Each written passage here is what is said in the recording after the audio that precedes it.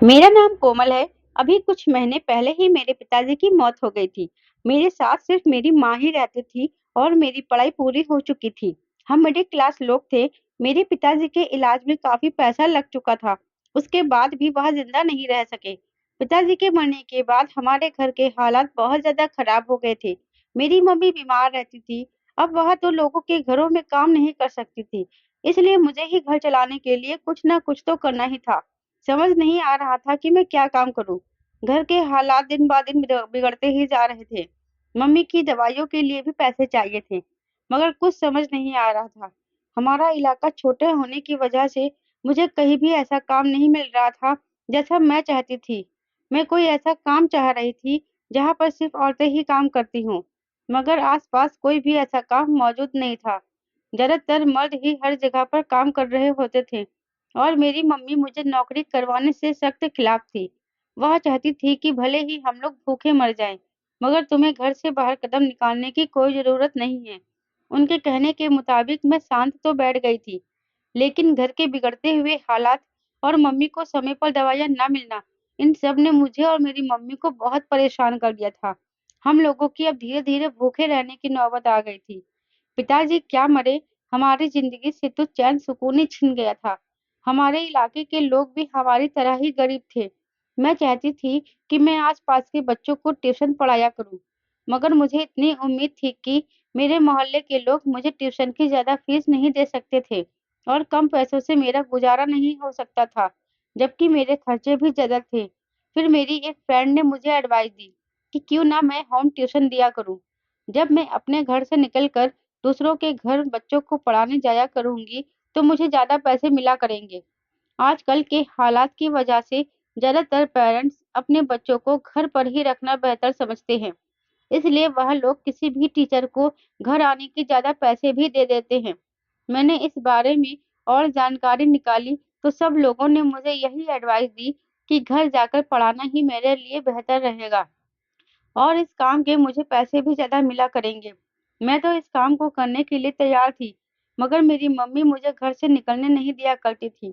बड़ी मुश्किल से मैंने उनको इस काम के लिए तैयार किया था, क्योंकि अब हम लोगों के लिए खाने के लाले पड़ गए थे। इसलिए मुझे कुछ ना कुछ तो करना ही था। अब हार कर मेरी मम्मी भी मेरी बात मान गई थी। मैंने 1-2 जगह अपने जानने वालों से बात की कि अगर किसी को होम ट्यूशन की ज़रूरत है, तो वह मुझसे कॉन्टैक्ट करे। जल्दी मुझे इस बात का जवाब मिला, जब मुझे एक अच्छे खाते-पीते घर से ट्यूशन की ऑफ़र आ गई। शुरू-शुरू में मुझे पता नहीं था कि मुझे क्या-क्या चीज़ उनके सामने शर्त के तौर पर रखनी है। मैंने तो सिर्फ लोगों से इतना ही कहा था कि मैं अपने घर की अकेली हूँ, अकेली कमाने वाली हूँ, क्योंकि मेरे पिताजी की अभी-अभी डेथ हो गई है। मुझे पैसों की बहुत ज़रूरत है, मगर मैं उनके बच्चों को बहुत अच्छा पढ़ाऊँगी। मुझसे अच्छी टीचर उन्हें कहीं मिल ही नहीं सकती। शायद यही मेरी गलती थी कि मैंने अपनी कमज़ोरी लोगों को बताना शुरू कर दी थी। मेरी नौकरी शुरू हो चुकी थी। मैं दोपहर के 3 बजे से शाम के 8 बजे तक बच्चों को घर-घर जाकर पढ़ाती थी। इनमें से एक बच्चा जिसको मैं 7 से लेकर 8 बजे तक पढ़ाती थी, उसका नाम शिवांश था। शुरू-शुरू में तो शिवांश मुझसे काफ़ी अजीब तरीके से बात करता था। उस घर में सिर्फ एक औरत थी, वह शिवांश की मम्मी थी। वैसे तो शिवांश काफ़ी खुशमिजाज बच्चा था। वह अपने माँ-बाप का इकलौता बेटा था। वह माँ-बेटे के अलावा घर में कोई भी नहीं रहता था। शिवांश की उम्र 13 साल थी और वह 8वीं क्लास में पढ़ता था। उसकी मम्मी ने मुझे बताया था कि शिवांश उनका सबसे लाडला और इकलौता बेटा था। उसके डैड किसी बड़ी कंपनी में काम करते हैं, इसलिए उनका दूसरे शहरों में आना-जाना लगा रहता है। मैंने सोचा था कि अच्छी बात है, यह परिवार काफ़ी अमीर है, यहाँ पर मुझे ट्यूशन की अच्छी खासी फीस भी मिल रही थी। शिवांश को पढ़ाते हुए मुझे काफ़ी दिन गुज़र गए थे। अचानक एक दिन मैंने देखा कि मैं जब भी शिवांश को होमवर्क देती हूँ, तो उसकी होमवर्क की कॉपी पर अजीब-अजीब स्केचेस बने हुए होते थे। कुछ अजीब-अजीब सी लाइन बनी हुई होती थी। मुझे इन सब का मतलब तो कभी समझ नहीं आया था, लेकिन मैं इनका मतलब जानना चाहती थी। मैंने सोचा कि शायद शिवांश फ्री टाइम में ये काम करता होगा। लेकिन एक दिन अचानक मैंने उसकी एक कॉपी पर अजीब-अजीब सी शक्ल बनी हुई देखी थी। यह बात जब मैंने उसकी मम्मी को बताई, तो उन्होंने कहा कि उनके बेटे का इंटरेस्ट आर्टिस्ट बनने में है। वह एक आर्टिस्ट बनना चाहता है। लेकिन उसकी मम्मी यह चाहती हैं कि उनका बेटा हाई एजुकेशन हासिल करे, ताकि बाद में आगे चलकर फैसला कर सके कि उसे किस तरह का बिजनेस करना है। मैंने उनसे कहा, आपकी सोच तो बहुत अच्छी है, मगर मेरा मानना है कि बच्चों को जिस चीज में इंटरेस्ट हो, उसे वही करने देना चाहिए। अगर वह आर्टिस्ट बनना चाहता है, तो आपको उसे सपोर्ट करना चाहिए। मेरी यह बात सुनकर शिवांश की मम्मी ने कहा, जितना मैंने तुमसे कहा है, तुम भी उतना ही करो। ना जाने क्यों उन्हें मेरा ऐसा कहने पर गुस्सा आ गया था और उन्होंने मुझसे कहा, तुम शिवांश को आगे से मना करो कि वह इस तरह की चीजों से दूर रहा करे। अचानक शिवांश की मम्मी के शब्दों में मुझे गुस्सा और कड़वाहट दिखाई देने लगी थी। हालांकि वह काफी अच्छे बिहेवियर की औरत थी, मगर ना जाने क्यों आज उन्हें इतना गुस्सा कैसे आ गया था। फिलहाल मैंने उनकी बात पर ज्यादा ध्यान नहीं दिया था और शिवांश को समझाया था कि तुम फिलहाल इंटर तक अपनी स्टडी पूरी करो, उसके बाद देखना कि तुम्हें क्या करना है। अभी तुम बच्चे हो, अभी तुम्हें सिर्फ पढ़ाई पर ध्यान देना चाहिए। शिवांश ज्यादा नहीं बोलता था, शायद वह अपने आप से बढ़कर किसी चीज को नहीं चाहता था और ना ही ज्यादा किसी से बोलना पसंद करता था। शायद यह उसकी आदत थी। उस दिन के बाद मुझे उसकी कॉपीज पर या बुक्स पर ऐसी कोई लाइन या कोई चीज नजर नहीं आई थी। वह मंडे का दिन था जब मैं अपने घर जाने के लिए निकल रही थी। अचानक मुझे ऐसा महसूस हुआ जैसे मुझे किसी ने पीछे से आवाज दी है। लेकिन मैंने जैसे ही पीछे पलटकर देखा तो पीछे कोई भी नहीं था। मगर यह आवाज तो मुझे किसी बच्चे की लग रही थी। ऐसा लगा जैसे मुझे शिवांश ने आवाज दी हो, जिसको मैं रोज पढ़ाने आती थी। अगले दिन मैं जैसे ही शिवांश के घर उसकी ट्यूशन पढ़ाने के लिए आई, तो यह देखकर हैरान रह गई कि शिवांश को कल रात से बहुत तेज बुखार है। उसकी मम्मी ने मुझे बताया कि उनके बेटे की तबीयत ठीक नहीं है। उसे कल रात से बुखार आ रहा है। आज वह ट्यूशन नहीं पढ़ेगा। मैंने उसकी मम्मी से कहा कि मैं उससे एक बार मिलकर उसकी तबीयत के बारे में पूछ लेती हूँ। यह कहते हुए मैं उसके कमरे की तरफ जाने लगी, तो उसकी मम्मी ने बहुत अजीब से अंदाज में मुझे जवाब देकर रोक लिया। कहने लगी कि वह सो रहा है और तुम कल भी मत आना। 2 दिन बाद आकर इसे पढ़ा लेना। वैसे तो मुझे शिवांश की मम्मी का बिहेवियर बहुत अजीब लगा था, लेकिन मैं खामोशी से उसके घर से निकल आई थी और सोच रही थी कि कल तक तो शिवांश की तबीयत बिल्कुल ठीक थी। शायद मौसम की वजह से उसकी तबीयत खराब हो गई होगी। मैं घर आई तो अपनी मम्मी को खांसता हुआ देखकर मुझे याद आया कि मैं उनके लिए दवाइयाँ लाना तो भूल ही गई। मैं घर के दरवाजे से ही मेडिकल स्टोर के लिए निकल गई थी। मैं जैसे ही मेडिकल स्टोर से दवाई लेकर उतरने लगी, अचानक मेरा पैर मुड़ गया और मुझसे खुद पर कंट्रोल न हो सका और मैं मेडिकल स्टोर की सीढ़ियों से गिर गई। मैंने सर उठाकर देखा तो मुझे हैरानी हुई, क्योंकि मेरे सामने शिवांश की मम्मी खड़ी हुई थी, जिनके बेटे को मैं ट्यूशन पढ़ाती थी। यह औरत तो काफी अमीर खानदान से थी, तो फिर इस मेडिकल स्टोर पर दवाई क्यों ले रही थी? क्योंकि जिस स्टोर पर मैं दवाई लेने के लिए आई थी, यह एक छोटा सा मामूली सा मेडिकल स्टोर था। मैं शिवांश की मम्मी से पूछे बिना नहीं रह सकी। मैंने उनसे सवाल कर ही लिया कि आप यहाँ पर सब कुछ ठीक तो है ना? मगर शायद उनको मेरा सवाल करना बुरा लगा था। वह एकदम से सर को झटकते हुए कहने लगी, क्यों? क्या मैं यहाँ पर नहीं आ सकती? मेरे आने पर कोई पाबंदी है क्या? मैंने बात को संभालते हुए कहा, नहीं नहीं, मैं तो बस इतना कह रही थी कि आज से पहले मैंने आपको यहाँ कभी देखा नहीं। दरअसल मैं अपनी मम्मी की दवाई लेने के लिए यहाँ पर आती जाती रहती हूँ। आज आप यहाँ पर आई हो तो क्या हुआ? शिवांश की तबीयत तो ठीक है ना? इस बात पर शिवांश की मम्मी ने कहा, तुम बोलती बहुत हो, कम बोला करो। यह कहकर वहां मेरे बराबर से होकर गुजर गई। इस औरत का बिहेवियर मुझे बहुत अजीब लगा था। यह औरत आखिर ऐसे बिहेव मेरे साथ कैसे कर सकती थी, क्योंकि इससे पहले तो वह मेरे साथ बहुत अच्छे से रहती थी। अभी 2 दिन से इनका बिहेवियर मेरे साथ बहुत ज्यादा खराब होता जा रहा था। मैं अपने घर आ गई थी। घर आई तो मम्मी ने मुझे सोचों में गुम होते हुए देखकर पूछा, क्या हुआ? कोई बात है क्या? मैंने कहा, मम्मी कुछ नहीं। मैं एक बच्चे को ट्यूशन पढ़ाती हूँ। उसकी मम्मी मुझे अभी मेडिकल स्टोर पर मिली थी। उनका बिहेवियर मेरे साथ बहुत कड़क था। न जाने अमीर लोग ऐसे क्यों होते हैं। पैसे तो कमाने लग जाते हैं और अपने घर की हर ऐशो आराम में बिजी हो जाते हैं, जबकि अपने बच्चों को जिंदगी में उलझने के लिए छोड़ देते हैं। तो मेरी मम्मी ने मेरी तरफ देखा और कहने लगी, अरे मेरी बेटी, यही तो दौलत की बात है। बड़े लोग ऐसे ही होते हैं। अगर एक बार दौलत की हवस लग जाए तो सारे रिश्ते पीछे छूट जाते हैं। एक बेचैनी सी होने लगती है कि बस किसी तरह पैसों मिल जाए। मैंने अपनी मम्मी से कहा, मैं जानती हूँ मम्मी की पैसा बहुत ताकत रखता है, मगर ऐसी भी क्या बेचैनी कि अपने ही बच्चों का दुश्मन हो जाना बेहतर लगता है। और अगर कोई दूसरा इन लोगों के बच्चों पर ध्यान दे तो इन अमीर लोगों को वह बात भी बर्दाश्त नहीं होती।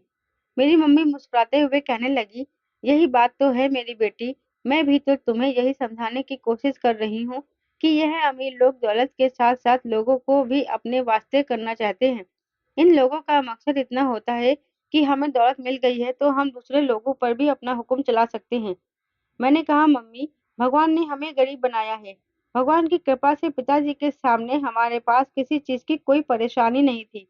लेकिन पिताजी के मरने के बाद हमारे घर के हालात खराब हो गए। हम लोग भले ही गरीब हो गए, मगर भगवान ने हमें रिश्तों की कदर करना तो सिखाया ही है।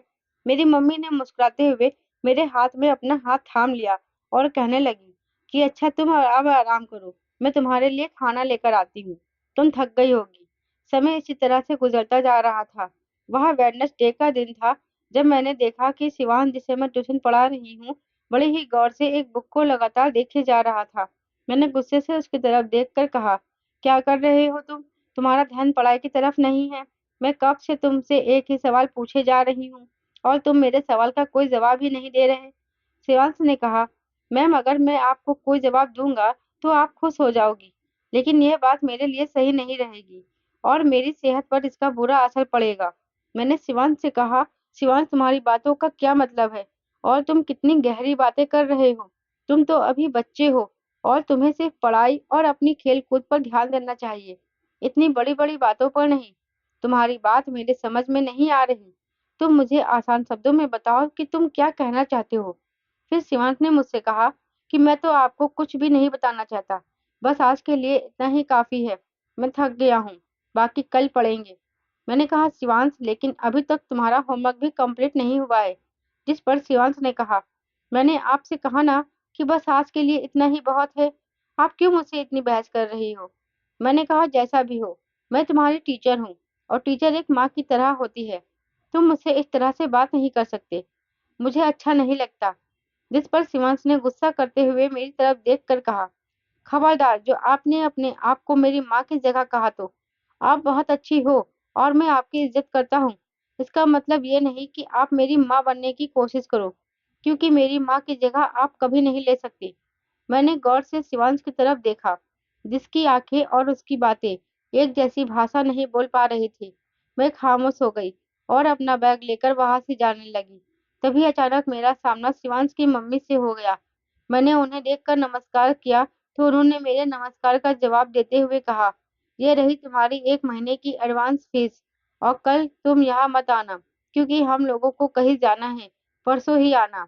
मैंने थोड़ी नरमी से कहा, आपकी बात ठीक है, लेकिन परसों से आपके बेटे के टेस्ट शुरू हो रहे हैं और मुझे लगता है कि उसको पढ़ने की जरूरत है। अगर इसी तरह शिवांश की छुट्टियां होती रही और उसको गैप मिलता रहा तो उसने जितना भी पढ़ा हुआ है वह सब कुछ भूल जाएगा और उसके मार्क्स भी अच्छे नहीं आएंगे। मेरी बात सुनकर तो अचानक शिवांश की मम्मी को गुस्सा आ गया था। वह कहने लगी, अरे लड़की, तुम्हें क्या हो गया है? मेरा बेटा थोड़ी ना तुमसे डॉक्टरी पढ़ रहा है जो एक दिन की छुट्टी करने से उसका नुकसान हो जाएगा। अभी तो वह बच्चा है और छोटे ही क्लास में है। बच्चों पर इतना फर्क नहीं पड़ता और तुम्हें ज्यादा उसकी माँ बनने की जरूरत नहीं है। इतना भी गहराई में सोचने की जरूरत नहीं है। शिवांश की मम्मी की बातें सुनकर मैं तो शर्मिंदा सी हो गई। कितना कड़वा बोलती है यह औरत। मुझे वही छोड़कर शिवांश की मम्मी अंदर जा चुकी थी। सारे रास्ते मैंने यही सोचते हुए अपना दिल पक्का कर लिया कि आइंदा मैं कभी भी अमीर लोगों के किसी मैटर में नहीं बोलूंगी। अगर शिवांश फेल होता है तो हो जाए, मगर मुझे इस बात का अफसोस रहेगा कि शिवांश काफी इंटेलिजेंट है और उस पर थोड़ा सा ध्यान देने से वह कामयाबी हासिल कर सकता है। लेकिन उसकी माँ ही ऐसा नहीं चाहती थी, तो मेरे लाख कोशिश करने के बावजूद भी कुछ नहीं हो सकता था। मैं आगे की तरफ बढ़ने लगी थी कि जब अचानक मुझे फिर से महसूस हुआ कि किसी ने मुझे आवाज लगाई है। मैं रिक्शे में बैठने ही जा रही थी। अचानक मुझे फिर से महसूस हुआ कि मुझे दोबारा से किसी ने पुकारा है। इस प्रकार से मेरा दम घुटता हुआ महसूस होता था। मैंने रिक्शा रुकवाया और पीछे पलट कर देखा, मगर मुझे कोई भी ऐसा आवाज लगाता हुआ इंसान महसूस नहीं हुआ था। पता नहीं क्यों मुझे बार-बार ऐसा ही लग रहा था जैसे मुझे कोई पुकार रहा है और ऐसा सिर्फ उस समय ही होता था जब मैं शिवांश के घर से ट्यूशन पढ़ाकर निकल रही होती थी। शायद मेरी मम्मी मेरे घर पर इंतजार कर रही होती थी क्योंकि इस समय मुझे रात के 8 बज जाते थे, इसलिए मुझे ऐसा लगता था। लेकिन मेरा दिल इस बात से बेफ़िक्र नहीं हुआ कि यह सब सिर्फ मेरा वहम है। ज़िंदगी इसी तरह से चल रही थी कि अचानक मेरी ज़िंदगी में एक बड़ा-सा तूफ़ान आ गया। मैंने तो कभी सोचा भी नहीं था कि मेरी ज़िंदगी में कभी ऐसा समय भी आ सकता है।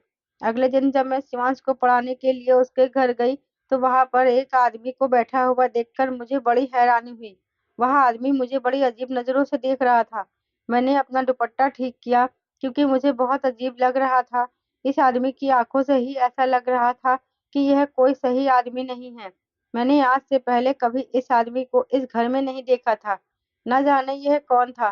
तभी शिवांश ने मुझसे कहा, मैम यह मेरे फादर हैं। ज़्यादातर दूसरे शहरों में काम के सिलसिले में जाते रहते हैं। यह सुनकर मुझे कुछ सुकून मिला था, वरना मैं तो डर ही गई थी कि न जाने यह कौन इंसान है जो कि इस समय घर में मौजूद है और कितनी बेफिक्री से ये यहाँ पर बैठा हुआ था। मेरी जगह कोई और होता तो उसे भी मेरी तरह शक होने लगता। फिलहाल लोग वहाँ बैठे हुए थे। मैंने शिवांश से बैग लाने का कहकर दूसरे कमरे में चली गई। मुझे इस घर में शिवांश को ट्यूशन पढ़ाते हुए 2 महीने हो गए थे, इसलिए मैं अच्छी तरह जान गई थी कि वह लोग अगर लिविंग रूम में बैठे हैं, तो मैं किसी दूसरे रूम में जाकर शिवांश को पढ़ा सकती हूँ। मैं शिवांश को ट्यूशन पढ़ा रही थी, जब वह आदमी कमरे में आकर बैठ गया। मुझे उसका बैठना बहुत अजीब लगा था। उसने मुझे हेलो कहा, जिसका मैंने नरमी से जवाब दिया था। उस आदमी ने कहा कि मेरा बेटा आपको तंग तो नहीं करता? मैंने इसका प्रोग्रेस रिपोर्ट देखा है। इसके मार्क्स तो बहुत अच्छे आए हैं। आप सच में मेरे बच्चे को बहुत अच्छा पढ़ा रही हो। जो आपको फीस के पैसे देने पर हमारे पैसे कामयाब हो रहे हैं। मैंने इस आदमी की बात पर जवाब देते हुए कहा कि आप ठीक कह रहे हैं। मैं पैसे ही इस बात के लेती हूँ। उसने बहुत गहरी नज़रों से मुझे देखा, जो कि मैं पहचान गई थी। इतनी ही देर में शिवांश की मम्मी कमरे के अंदर आ गई। उन्होंने अपने पति से बातें की और फिर वह अपने पति को कमरे से लेकर चली गई। मुझे इन लोगों की हरकतें समझ नहीं आती थी। पता नहीं ये लोग खुद को क्या समझते हैं। मैं और शिवांश बैठे हुए अभी पढ़ाई कर रहे थे, जब दोबारा वह आदमी उस कमरे में आया और कहने लगा, टीचर अगर आपको किसी भी चीज़ की ज़रूरत हो तो आप बेझिझक मुझे बता सकती हो। मैंने मुस्कुराते हुए कहा, नहीं, मुझे किसी चीज़ की ज़रूरत नहीं है। अगर आप इस कमरे से चले जाओगे, तो मेरे लिए शिवांश को पढ़ाने में आसानी हो जाएगी। मेरी बात सुनकर उस आदमी के चेहरे का रंग बदल गया था। शायद मेरी बात उसे बुरी लगी थी, मगर मैं क्या करती? मुझे पढ़ाने में डिस्टर्ब हो रहा था, लेकिन फिर भी वह खामोशी से मेरी बात पर खुद पर कंट्रोल कर गया था, क्योंकि मैं मजबूर थी। मैं अपनी इज्जत की हिफाजत करना अच्छी तरह से जानती थी। मैं अभी उसी दरवाजे की तरफ देख रही थी, जहाँ से शिवांश के पापा चले गए थे। तभी अचानक मुझे वही पुकार सुनाई दी, जो मैं इससे पहले भी 2-3 बार सुन चुकी थी। मैंने पलटकर देखा तो मेरी चीख निकलते-निकलते रह गई। वह बच्चा जिसे मैं ट्यूशन पढ़ा रही थी, वह उसी अंदाज में मुझे आवाज़ लगा रहा था, जबकि मुझे शिवांश से डर लगने लगा था। मैंने शिवांश से कहा, तुम्हें क्या हो गया है? मैं तो तुम्हारे सामने ही बैठी हुई हूँ। आखिर तुम मुझे क्यों पुकार रहे हो? तो शिवांश कहने लगा, मैं आपको इसलिए पुकार रहा हूँ क्योंकि आप मेरी हेल्प। इसके आगे शिवांश कुछ बोलने ही वाला था, तभी अचानक कमरे के अंदर उसकी मम्मी आ गई और शिवांश अपनी बात बोलते-बोलते खामोश हो गया था। मैंने यह बात तो अच्छी तरह से नोटिस कर ली थी कि वह अपनी मम्मी के आने से खामोश हो गया है। मैं चाहकर भी उससे यह नहीं पूछ सकती कि तुम मुझसे क्या कहना चाह रहे हो? शिवांश की मम्मी मेरी तरफ देखते हुए कहने लगी, प्लीज़ टीचर बुरा मत मानना।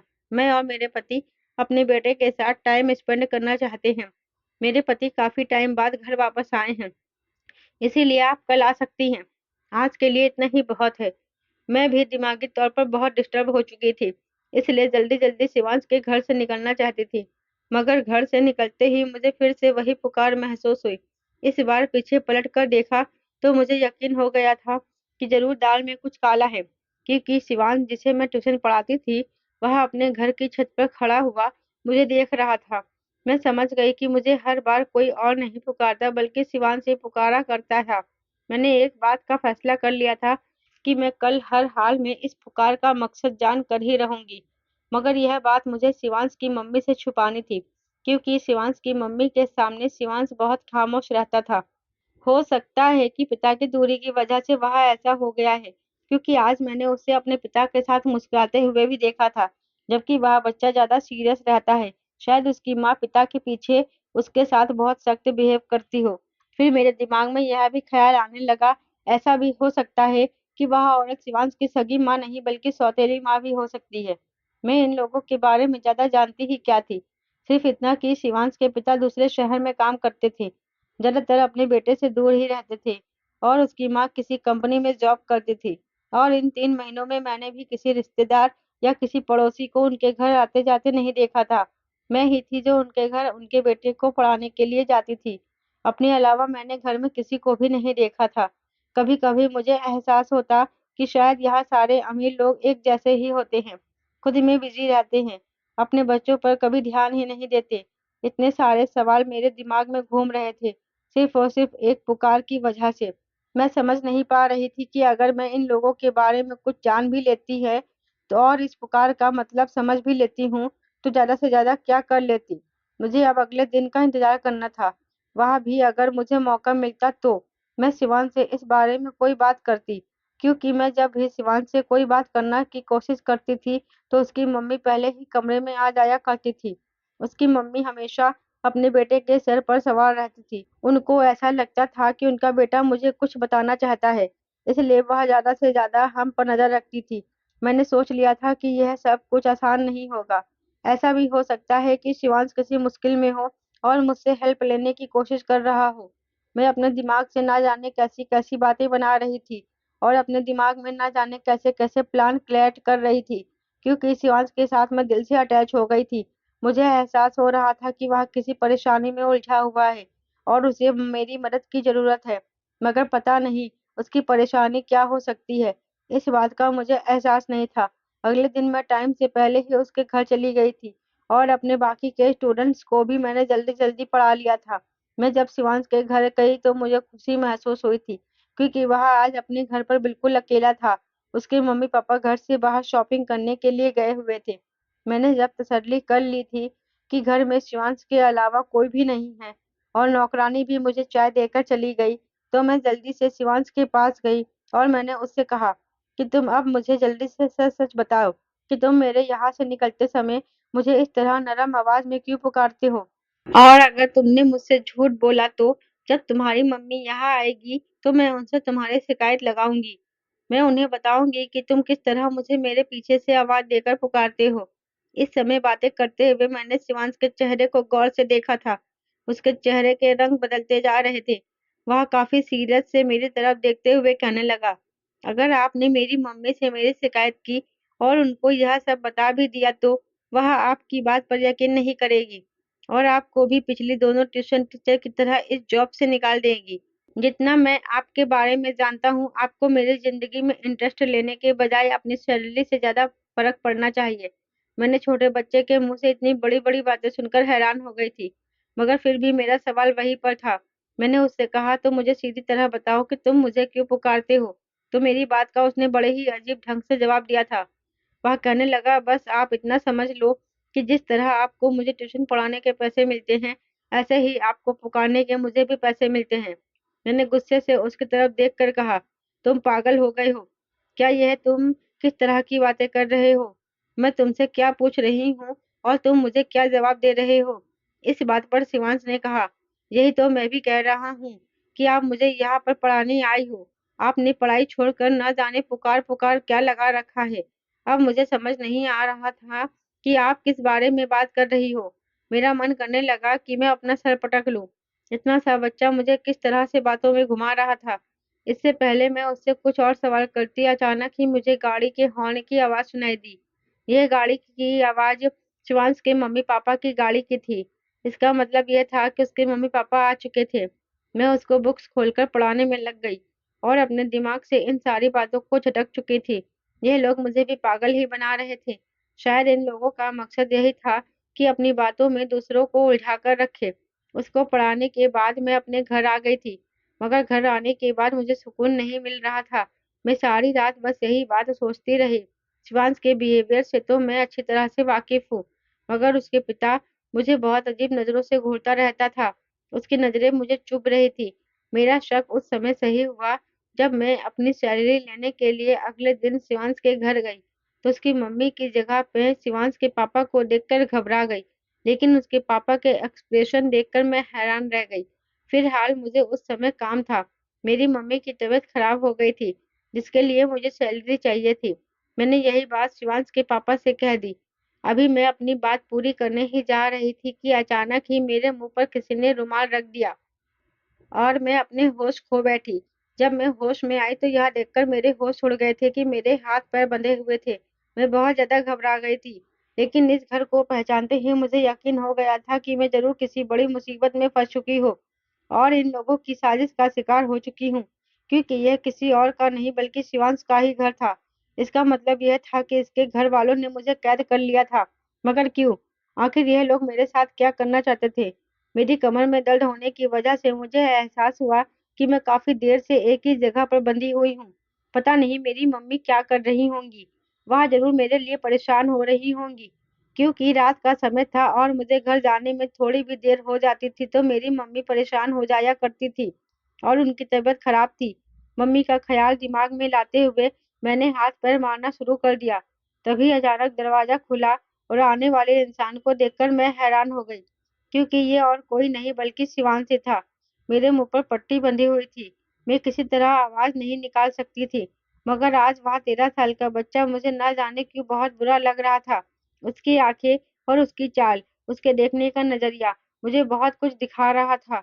अगर मैं हिम्मत हार जाती तो मेरा बहुत बड़ा नुकसान हो जाता। मैंने हाथ पैर मारना शुरू किया तो वह मुस्कुराता हुआ मेरे सामने बैठा और मेरे मुंह पर से टेप हटा दिया। मैंने एक ही सांस में कहा, तुमने मुझे यहाँ पर कैद करके क्यों रखा हुआ है? आखिर तुम्हें क्या परेशानी है?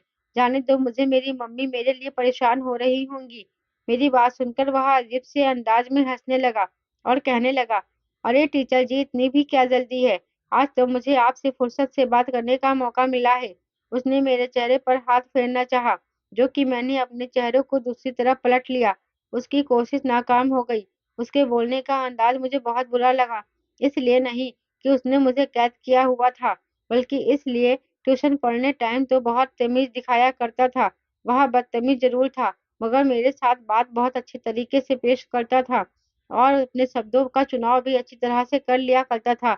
सीरियस होकर बात करना उसकी पर्सनैलिटी का खास स्टाइल था, लेकिन इस समय तो हर चीज़ बिल्कुल अलग थी। वो मेरे सामने एक बड़े आदमी की तरह खड़ा हुआ था।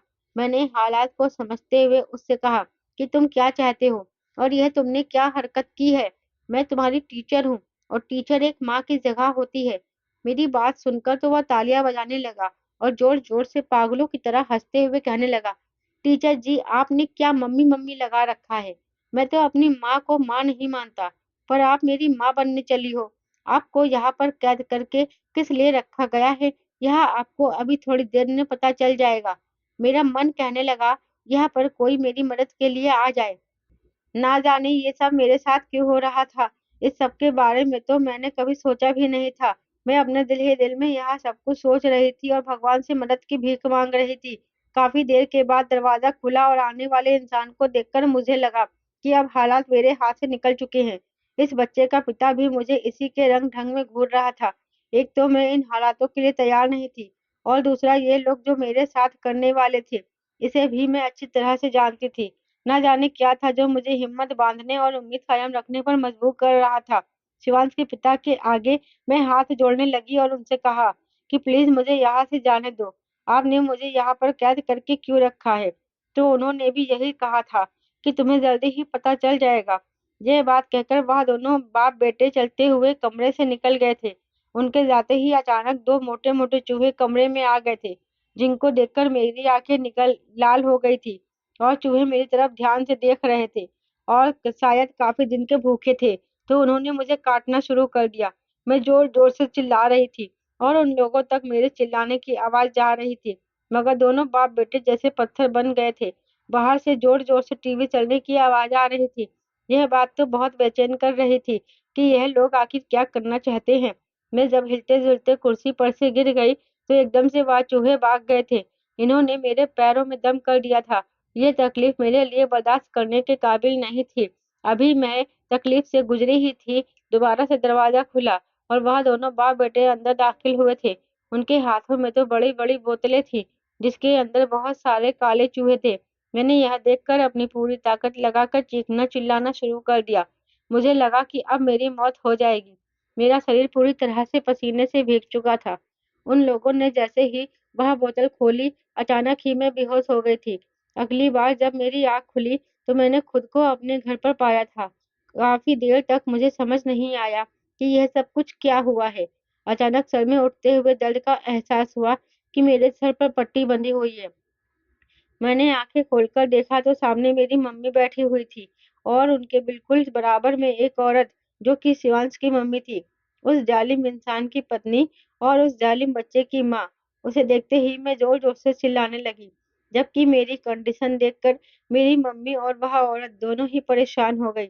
मम्मी ने मेरा हाथ थामकर मुझे संभालने की कोशिश की, लेकिन मैंने उनका हाथ झटक दिया और जल्दी से अपनी मम्मी के गले लग गई। मुझे इस औरत से डर लग रहा था, जैसे कि यह औरत मुझ पर चूहे फेंक देगी।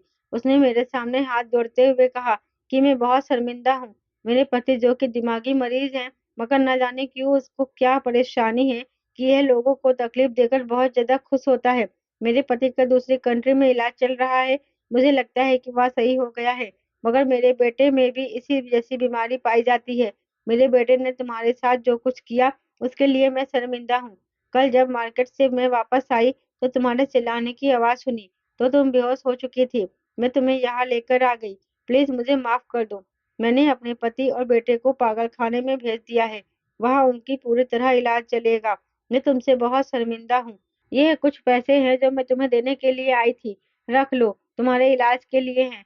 उम्मीद करती हूँ कि तुम मुझे माफ़ कर दोगी। आइंदा हमारी वजह से तुम्हें कभी कोई तकलीफ नहीं होगी। शिवांश की मम्मी के जाने के बाद मैं काफ़ी देर तक डर से काँपती रही थी। कुछ समय तो इसी डर के एहसास में रही थी, मगर फिर धीरे-धीरे ज़िंदगी की तरफ लौट आई थी। आज इस हादसे को पूरे 5 साल हो चुके हैं। मेरी शादी हो चुकी है, लेकिन आज भी मैं अगर किसी चूहे को देख लेती हूँ, तो मैं डर से काँप जाया करती हूँ। मगर मेरे साथ दोबारा ऐसा कभी कुछ नहीं हुआ, लेकिन जो हुआ था वो तो मैंने सोचा भी नहीं था।